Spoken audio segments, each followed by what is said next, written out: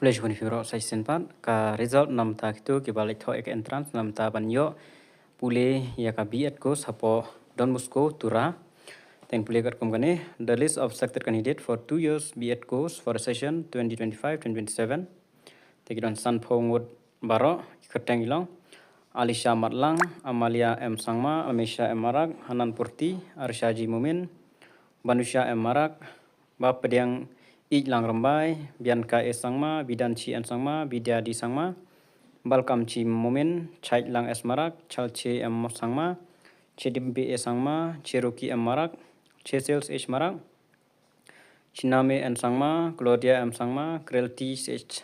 Sangma, Tiasuk Shisha Lingdo, Dulci Milenia Karmaulong, N. Borlang Lingdok Nshi, Evangelica Suja, Expert Rongko, Jack Grimbre E. Sangma, Jones H. Sangma, Kerb Halen Karkongor, Lapin Biang Sindrem, Leni Kuria M. Sangma, Lucy Patiasa S. Marak, Mary Rustikar, Meba Rijuban Lingdo, Mewan Talang, Nuja N. Sangma, Nokat Chijimumin, Ojoy M. Sangma, Pansi Suchiang, Priang Hun Suchiang, Pilbad Di Sangma, Jun Ingti, Radika N. Sangma, Ritu Coach, Sharon Di Sangma, Sunchira N. Arang, Tachira R. Sangma, Tadingra N. Sangma, Tengri M. Sangma, Tranish R. Marak, Woodrow Wilson M. Sangma, but Subin Hajong, Borok Ilong, San Pongut.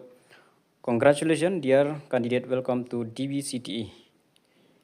Kini kita kibala itu nam trans kibala syak select nam ta banyuk puli ya kurs B.Ed ke Asnem mapok Don Bosco tura. Ditang kini ki jemputip Chris Bun.